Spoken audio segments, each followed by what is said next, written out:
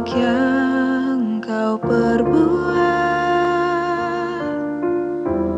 di dalam hidupku. Rancangan indahmu terjadi di hidupku. Bapa yang mengerti segala yang ku perlu. Rancangan indahmu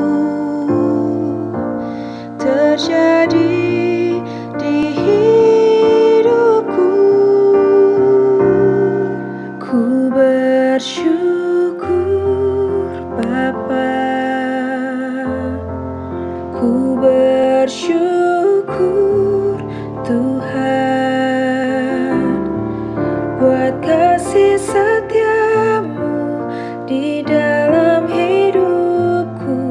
Ku bersyukur,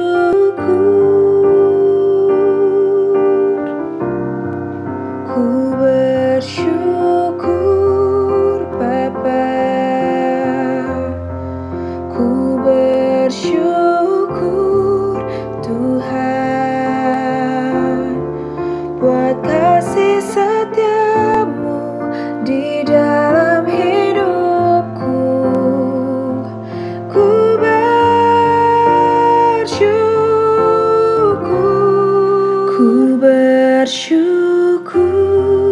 Bapa,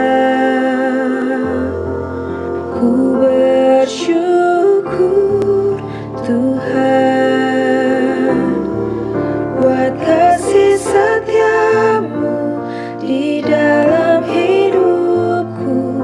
Ku bersyukur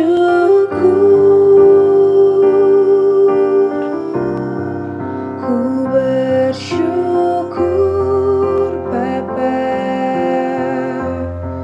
ku bersyukur Tuhan buat kasih setiamu di dalam hidupku. Ku bersyukur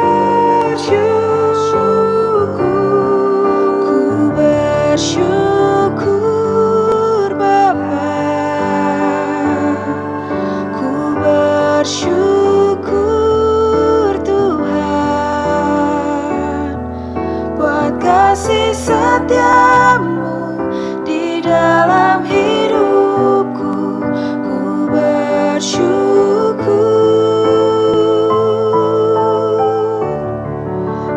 bersyukur Bapa, ku bersyukur Tuhan buat kasih setiamu di dalam hidupku. Ku bersyukur, ku bersyukur Tuhan.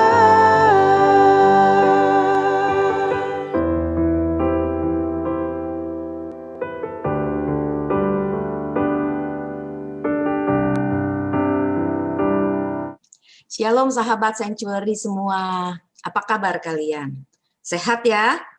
Nah, bulan Februari kita banyak ngomong soal cinta. Karena di tanggal 14 lalu kita merayakan yang dunia bilang Valentine's Day. Membuktikan bahwa dunia ini memang butuh akan cinta kasih. Tetapi apakah cinta kasih hanya dituangkan, hanya dinyatakan pada tanggal 14 saja? Tentu tidak, bukan? Tiap hari kita sebagai anak-anak Tuhan harus membukti nyatakan cinta kasih kita kepada Tuhan dan kepada sesama. Nah, tema yang diambil untuk minggu ini adalah cintamu berlabuh di mana? Tema yang menarik sekali. Nah, sebelumnya saya mau tanya kamu deh. Ini kan ngomong soal pacaran nih, berlabuh cinta kamu. Kamu ngerti nggak sih pacaran tuh apa? Ya, kalau secara kamus bahasa Indonesia, orang ngertinya pacaran itu adalah dua manusia yang berlawanan jenis, yang saling suka sama suka, yang menjalin satu hubungan yang khusus, nggak ada orang ketiga, hanya berdua, untuk bersama-sama membagi kasih. Nah, itu secara umum. Nah, masalahnya adalah banyak hal yang harus kita perhatikan dulu nih sebelum kamu bisa masuk dalam periode itu. Nah, dan bagaimana kita sebagai anak Tuhan supaya sesuai dengan tema kita hari ini, kita nggak salah berlabuh. Banyak pelabuhan hari ini. Banyak sekali pelabuhan yang bisa kamu mampirin. Nah, kita mau belajar dan saya mau share ya, ada screenshotnya ya. Oke, sudah. Oke, cintamu berlabuh di mana? Nah, sekarang kita baca dulu firman Tuhan di Kidung Agung 8 ayat 6. Bunyinya gini, cinta itu kuat seperti maut, kegairahannya gigih, seperti dunia orang mati. Nyalanya adalah nyala api, seperti nyala api Tuhan. Nah, ini luar biasa. Teks ini menunjukkan bahwa kalau cinta sudah melekat, kalau cinta sudah mencengkeram hidup seseorang, itu bisa mengalahkan segalanya. Bahkan dia nggak takut sampai dunia orang mati aja kalah sama dia. Kamu tahu dong kisah Romeo and Juliet. Gimana mereka demi cintanya berani menghabiskan hidupnya. Karena tidak disetujui, karena tidak boleh.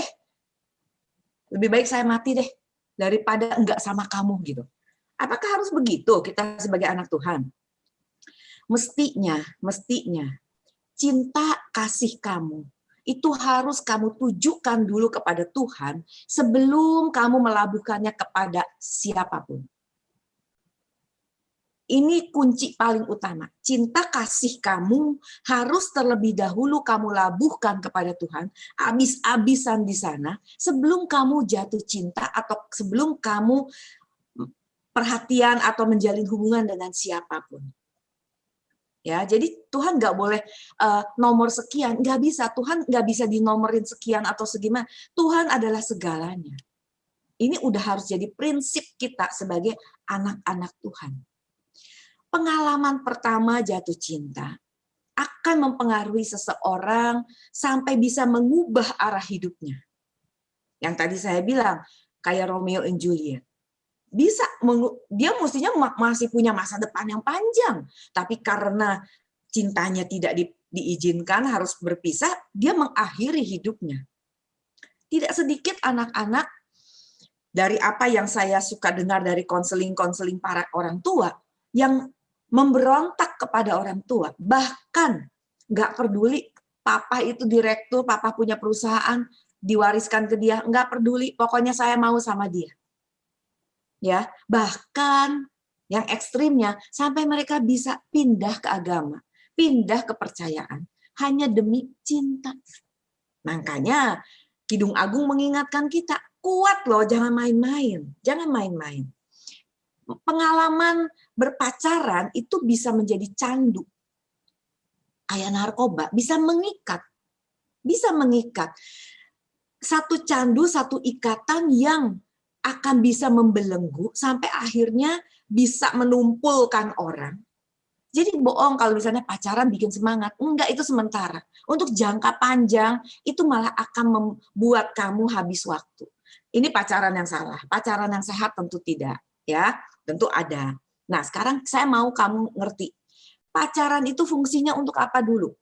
Sebelum kita ngomong pacaran itu gimana, fungsinya dulu kita sepakat nih. Pacaran berfungsi sebagai sarana untuk mengenal lawan jenis guna menjadi teman hidup atau jodoh selama-lamanya. Nah, jadi pertanyaan dari kalimat itu jadi pertanyaan. Ini kita udah ngomong jodoh selama-lamanya. Emang kamu udah mikir? Atau kamu udah siap nih mau mikirin untuk jodoh selama-lamanya? Kalau belum siap, maka jangan sentuh yang namanya berpacaran. Karena fungsinya pacaran itu cari teman hidup yang untuk selama-lamanya. bukan cari ATM berjalan. Yang ditraktir kiri kanan enak nih gitu. Atau cari supir, wah enak diantar jemput kalau punya pacar kan? Nah, bagi perempuan. Atau kalau bagi lakinya jadi gengsi. Oh, ada gandengan yang cantik. Yang diperebutkan gua menang. Bukan gitu fungsinya. Ya, kita mesti sepakat dulu sebelum lebih lanjut. Ini merupakan sarana untuk jadi teman hidup selamanya. Jadi pacaran bukan cuman coba bukan. Pacaran sendiri nggak berbahaya. Ya kalau nenek bilang, jangan pacaran nanti bahaya kamu. Ada benarnya. Tapi kalau diselenggarakan dengan benar, itu aman, nggak masalah. Karena memang untuk cari jodoh, ya kita harus kenalan dulu. Ya kan, kita mesti ngerti dulu siapa dia. Nah, jadi tidak salah kalau memang dengan yang benar, dengan benar. Nah, jadi ingat ya fungsinya. Setelah ini baru kita bisa ngomong soal pacaran itu. Jadi apa nih yang harus kita lakukan? Pertama, perluas pergaulan. Jangan cuma berduaan terus. Kayak kuda tuh dipasang apa namanya ya itu kacamata kuda. Kita nggak lihat kiri dan kanan. Ada satu anak ya. Ini bener-bener loh. Kalian kalau saya sebut namanya mungkin kenal. Dia waktu pacaran, kita udah nggak setuju nih. Para mentornya nggak setuju, udah bilang jangan deh, kayaknya kamu nggak cocok deh, karakternya aja nggak cocok. Terus ya banyak hal lah yang kita omongin. Tapi dia bilang gini, tante, dia itu orang yang sangat mengerti saya. Satu-satunya yang bisa ngerti saya, lebih ngerti dari orang tua saya.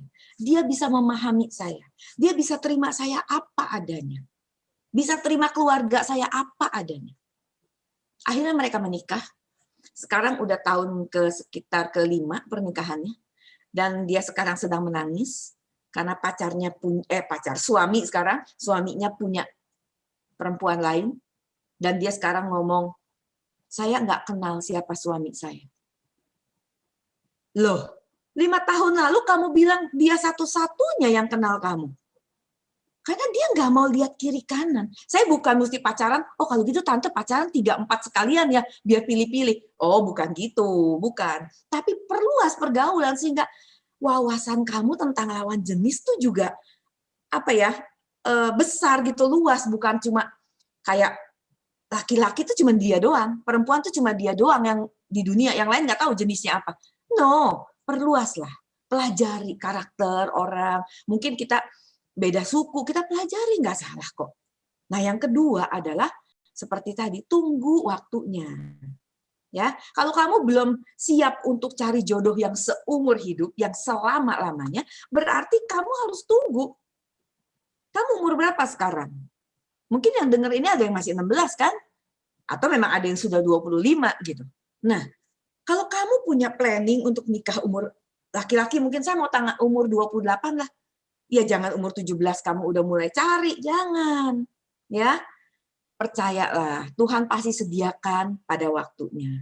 Ya, tapi pergaulannya harus diperluas, jangan tunggu orang ketok pintu rumah kamu. Enggak, Tuhan enggak kirim caranya gitu. Kita bergaul seluas-luasnya. Tapi tunggu waktunya sampai kamu dewasa mental, dewasa rohani, dewasa ekonomi, cukup umur, ya. Nah, gimana supaya kamu juga terselamatkan dalam pergaulan? Berani meninggalkan pergaulan yang buruk. Ya. Musuhin. Oh enggak, saya enggak bilang suruh musuhin. Kita boleh berkenalan, boleh. Tapi jangan bergaul, jangan bersahabat. Karena Alkitab mengingatkan, Paulus mengingatkan, pergaulan yang buruk merusak kebiasaan yang baik. Bukan kita bergaul dengan orang yang suka ngerokok, jadi kita ngerokok. Itu juga buruk. Tapi lebih dalam lagi, bukan sekedar itu.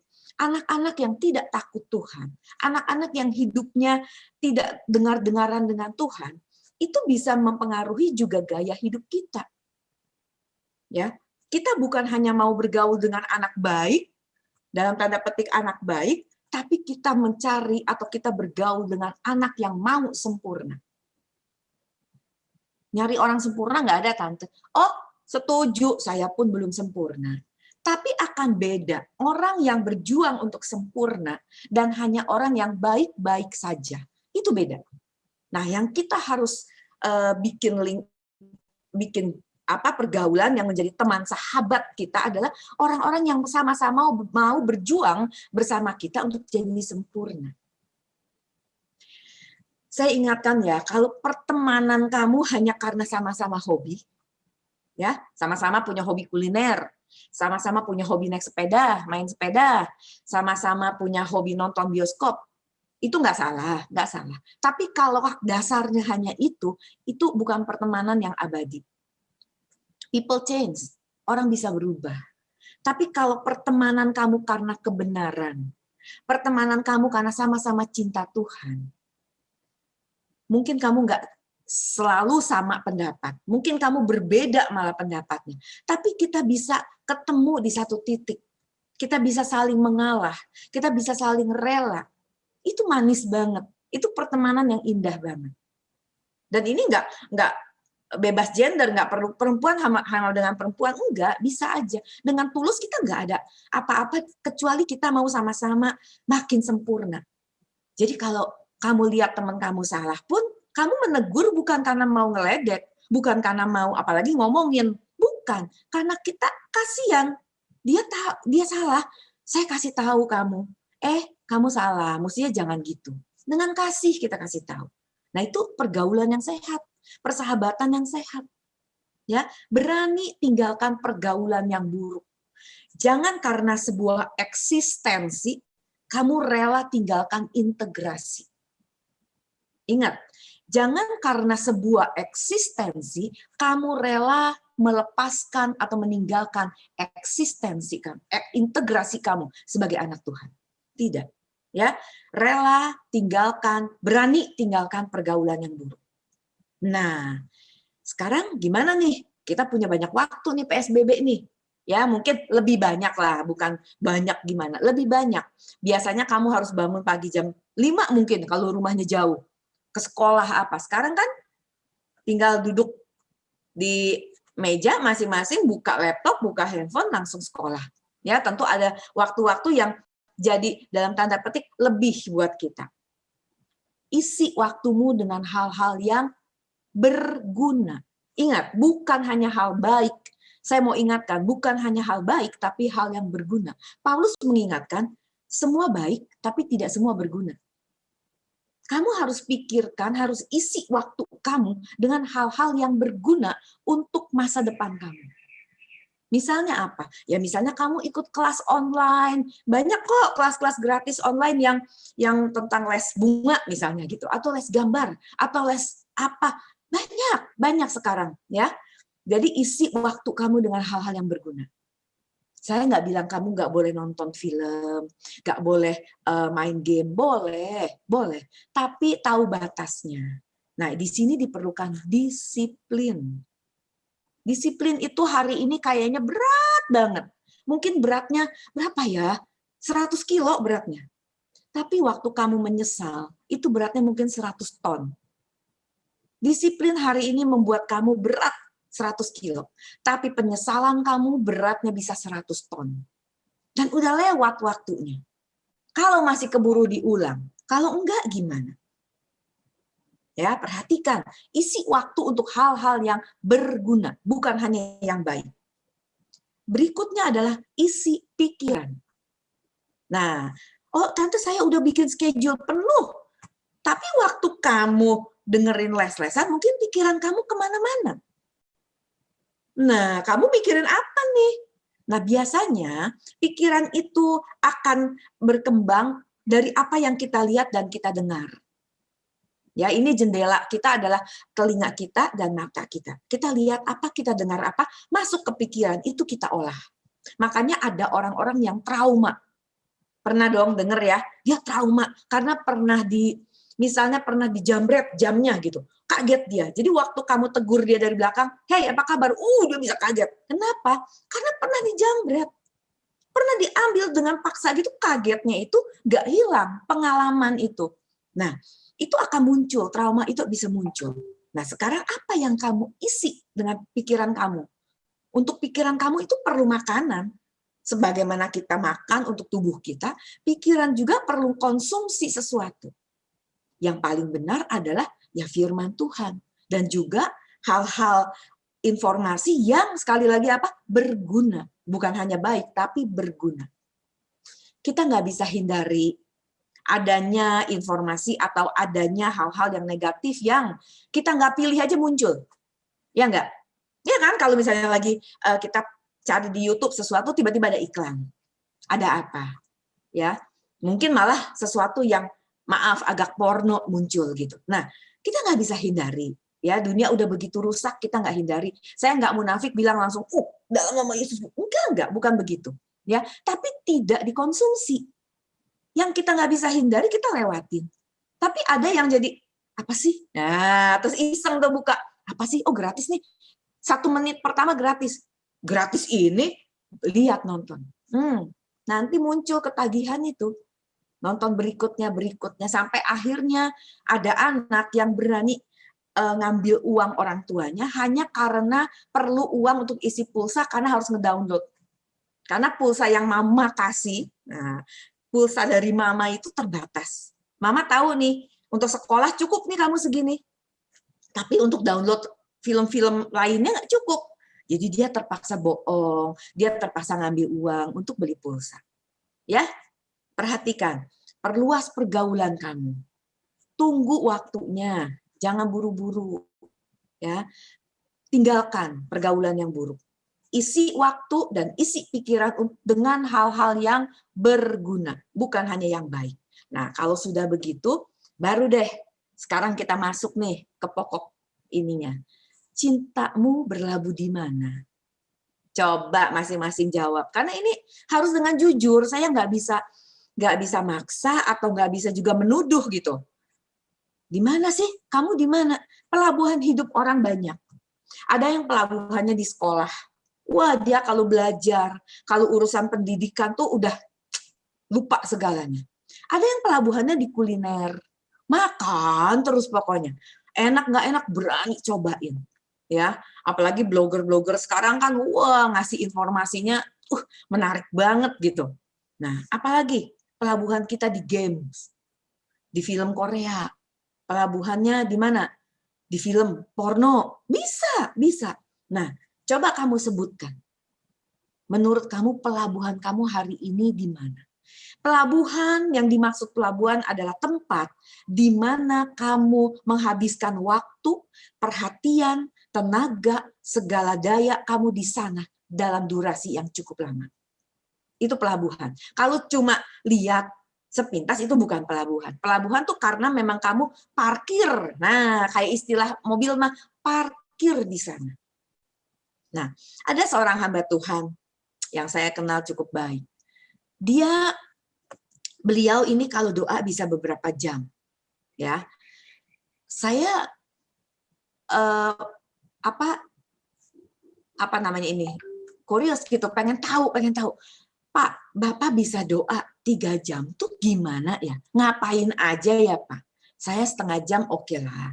Ya maksimal sekarang sudah terlatih 45 menit. Kalau pagi kalau doa bersama segala bisa sejam kan. Tapi kalau pribadi mungkin setengah jam, 45 menit. Bapak bisa 3 jam tuh ngapain ya? Nah, satu kalimat beliau adalah, saya tidak punya pelabuhan lain. Penting tuh untuk kamu catat semua. Saya tidak punya pelabuhan lain. Artinya hati dia, pikiran dia, segenap perasaan, segenap hidupnya itu habis untuk Tuhan. Jadi waktu ketemu Tuhan, dia nggak ngerasa itu, nggak mikir, udah berapa menit ya? Oh, udah setengah jam. Udah ya Tuhan, setengah jam. Enggak gitu. Terus aja ngobrol, terus dalam hadirat Tuhan. Makanya saya bilang pelabuhan tuh tempat di mana hati kamu tertambat. Apapun itu, itulah pelabuhan hidup kamu masing-masing. Ya, jadi saya nggak bilang semua pelabuhan salah, tidak. Tetapi berapa lama kamu berlabuh di sana? Berapa lama kamu habiskan untuk kuliner? Berapa lama kamu habiskan untuk game kamu? Berapa lama kamu habiskan untuk pacaran? Sedangkan bandingkan dengan berapa lama kamu mencari Tuhan. Itu menentukan kualitas iman kamu. Kita ini manusia adalah makhluk yang harus memilih. Enggak, Tante, saya sih dipilihin orang tua. Itu juga pilihan kamu. Kamu memilih untuk tidak memilih. Ketika kita bilang saya nggak memilih, sebenarnya kamu sedang memilih, tapi pilihan kamu adalah tidak memilih. Pilihan demi pilihan hidup kamu menentukan keadaan kamu, baik hari ini di bumi maupun sampai di kekekalan. Ini yang ngeri. Ini yang ngeri. Kalau cuma di bumi, mungkin kita bisa minta bantu orang atau masih punya orang tua bisa tolong untuk perbaiki. Tapi kalau udah di kekekalan, di mana nggak ada waktu lagi untuk nengok, untuk bebenah, itu gimana? Saya tanya kamu masing-masing yang dengerin ini. Kamu bangun jam berapa tiap hari? Apa yang kamu lakukan habis kamu bangun tidur? Itu pilihan kan? Ada yang mandi dulu, ada yang langsung berdoa, atau gosok gigi dulu lah, nggak enak ketemu Tuhan belum gosok gigi. Cuci muka, gosok gigi, langsung berdoa, baca firman. Ikut doa pagi. Atau kamu karena bangunnya selalu kesiangan, udah mesti sekolah, langsung cari laptop, buka, udah. Terus pakai, katanya ada yang sekolah kan harus pakai seragam ya, harus pakai bajunya atasnya udah, bawahnya masih piyama, masih celana pendek. Ibu kan nggak lihat, guru kan nggak lihat. Yang penting atasnya udah pakai seragam. Itu pilihan-pilihan. Ya, kalau sekolah mulai jam berapa sekarang? 7. Kalau kamu bangun setengah 7, tentu kamu udah nggak sempat doa saat teduh, udah terlalu mepet. Kamu gosok gigi, kamu minum dulu, masih belum ngumpul nih nyawa nih gitu. Wah, minum dulu apa? Jam 7 langsung on. Nah, tapi kalau kamu ambil waktu jam 6 aja kamu bangun, setengah jam lebih awal, kamu masih sempat loh berdoa dulu. Kamu sempat dulu bilang, Tuhan, saya daftarkan hari ini kepadamu. Saya mulai hari ini dengan doa. Saya mengucap syukur saya masih bisa menghirup udara segar. Kita masih bersyukur kalau kita hari ini sehat. Aduh, orang berani bayar kesehatan berapapun hari ini. Ya, karena suasana lagi pandemik seperti ini. Apakah kamu mengucap syukur? Sempat enggak tuh mengucap syukur. Tapi kalau kamu mepet bangunnya, nggak bisa, nggak keburu. Ya kalau sekali-kali kesiangan, saya maklum. Tapi kalau memang udah jadi kebiasaan, lalu setelah selesai sekolah kan udah siang, lapar. Belum ditambah lagi les. Habis waktu kita. Jadi kita nggak mulai hari kita dengan doa. Enggak. Aduh, Tuhan ngerti deh, saya keburu-buru. Oh, Tuhan ngerti banget, Ya, Tuhan terima kok kamu apa adanya. Tuhan terima. Tapi Tuhan tidak mau membiarkan kamu selalu apa adanya. Tuhan mau kamu maksimal. Tuhan terima, jangan bilang, Tuhan tahu kok saya, oh Tuhan ngerti. Tuhan sangat bisa mengerti dan sangat menerima kamu. Tapi Tuhan mau kamu berubah. Tuhan mau kamu maksimal. Hati-hati pilihan-pilihan yang kamu tentukan.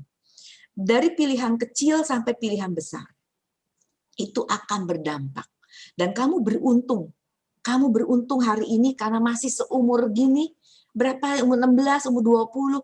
Saya udah kalau jam tuh udah, kalau kita mau berangkat tuh saya udah bukan check in lagi, saya udah ada di boarding room itu, udah lagi nunggu tinggal dipanggil gitu kan. Iya, Ibu Esther yang duduk di nomor sekian masuk. Nah, udah tinggal gitu, udah pegang boarding pass. Kamu mungkin nggak masih bebenah koper, kamu belum ke airport aja belum gitu. Kalau seperti mau traveling, ya, kamu masih punya banyak waktu. Gunakan kesempatan yang ada. Pilihan demi pilihan harus membawa kamu menjadi manusia yang berkenan. Nah, untuk itu pilihannya seperti apa? Saya mau kasih kamu sedikit pedoman. Kamu harus pertimbangkan, apakah pilihan ini sesuai dengan kehendak Bapa. Ini yang namanya coram Deo. Pergumulan akhir sampai kamu mengerti apa yang Tuhan mau. Ini ditemukan setiap hari, bukan setahun sekali. Setiap hari gumulkan, hari ini gimana Bapak? Saya punya rencana ini, saya mau begini. Yakobus ngajarin kita, saya mau pergi ke kota Anu, saya mau berdagang di sana, moga-moga untung. Enggak, dia bilang, dan saya untung di sana. Tapi kalau bukan kehendak Tuhan, no, saya enggak mau. Kita harus cari apakah ini sesuai kehendak Tuhan. Tuhan, si dia itu, aduh Tuhan, nih kayak di gambar sini, apa nggak ganteng nih? Ganteng kan, sengaja nih saya pilih gambar yang ini. Ganteng. Tuhan, aduh Tuhan, satu kampus, satu sekolah, naksir dia. Sekarang dia mau sama saya. Aduh please deh Tuhan. Ya, apa kita nggak begging begitu? Ya ampun Tuhan, please gitu. Saya nggak minta yang lain. Saya minta Tuhan izinkan saya sama dia. Nah, ya ini kan kita lagi ngomong pacaran nih. Tolong deh Tuhan, ini kesempatan yang terbaik. Oh Tuhan, ya. Wah, kita sampai kalau bisa pakai puasa-puasa deh demi dapat si dia. Kan gile satu sekolah ngejar dia terus dia tiba-tiba yang kasih perhatian sama kita. Siapa kita gitu kan? Nah, itu tuh suka salahnya. Karena kita mau Tuhan yang menyesuaikan keinginannya dengan keinginan kita. Ya, dan minta Tuhan maklum. Tuhan maklum ini jiwa muda. Enggak gitu, ya, enggak gitu. Apakah pilihan ini sesuai dengan kehendak Bapa? Itu yang harus kita pertanyakan. Nah, ini lagi satu lagi yang paling lebih serem lagi nih. Apakah pilihan itu berdampak baik? Berdampak pasti. Apapun yang kita lakukan itu berdampak. Maksudnya ada hasilnya, ada sesuatu akibatnya, pasti. Tapi yang kita harus pertimbangkan, ini baik enggak buat hidup kekal? Bukan hanya buat di bumi nih. Kita mikirnya udah bukan buat di bumi aja. Bukan nggak mikir, bukan di bumi aja, tetapi hidup kekal saya. Gimana? Ya, makanya saya pasang, gimana nih hidup kekal? Karena di sana kan tadi saya bilang, nggak ada kesempatan lagi untuk perbaiki. Ya, kita harus benar-benar hati-hati dan ingat Tuhan kan juga ingetin kita kumpulkan harta di surga. Makanya apapun yang kita pilih itu harus selalu memperhatikan gimana saya bisa tanggung jawab nggak nanti di hadapan Tuhan. Ya, itu penting. Hal ketiga yang kamu harus pertanyakan, apakah pilihan saya ini bisa jadi berkat buat sesama? Atau jadi batu sandungan? Tuhan mau kamu jadi garam, jadi terang. Nah, kamu harus bisa jadi berkat buat sesama dengan pilihan-pilihan kamu, apapun pilihan itu. Dan yang terakhir, apakah pilihan hidup ini membuat saya bisa menjadi manusia yang bertanggung jawab? Oke? Ini 4 pertanyaan yang harus kamu perhatikan sebelum kamu menentukan pilihan. Apapun pilihan itu, khususnya hari ini kita ngomong soal pacaran. Apakah ini yang Bapak kehendaki? Apakah si dia yang Bapak kehendaki ini benar? Apakah dengan ini saya menjadi berkat buat sesama? Apakah dia akan membawa efek baik buat saya, membuat saya makin sempurna, dan saya pun menjadi berkat buat hidup kekal dia? Saling-saling mendewasakan, saling membangun. Dan yang terakhir, saya harus dengan punya si dia ini, saya akan lebih bertanggung jawab hidup ini. Nah, penutup saya mau bacain kamu sebuah puisi. Lagi coba-coba bikin ya, jangan ketawain ya. Begini, hidup di zaman ini sangat tidak gampang. Apalagi bagi kita yang ingin Bapak pandang. Dengan ekspektasi dan tekanan di sana-sini. Ditambah lagi dengan menggilanya kompetisi. Ya sahabat Sanctuary semua, hidup itu tidak mudah. Tapi hidup kita terlalu berharga untuk disia-siakan begitu saja. Cinta memang indah, cinta memang mengasyikkan. Tapi jika cinta pada objek yang salah, itu hanya akan menyesakkan. Kalau saat ini kamu belum memilikinya, jangan pusing memikirkannya. Tuhan tahu yang terbaik untukmu, tunggu, cinta akan datang untukmu. Sahabat Sanctuary semua, waktu hidupmu masih panjang. Akan ada banyak kejadian yang menantang. Namun semua Tuhan izinkan agar kamu matang. Amin. Oke, yuk kita berdoa. Bapa dalam surga, terima kasih untuk kesempatan ini. Terima kasih untuk kebenaran yang kami dengar. Biar ini membekali kami semua, khususnya anak-anak-Mu yang masih muda. Biar mereka lebih berhati-hati dalam hidup. Ajar kami untuk mendahulukan Engkau di atas segalanya. Ajar kami untuk menjadi anak-anak muda yang berani mempertahankan eksistensi kami, integritas kami, konsistensi kami sebagai anak-anak Allah Bapa. Terima kasih Bapak, terima kasih. Dalam nama Tuhan Yesus, kami mengucap syukur. Amin. Amin. Tuhan memberkati.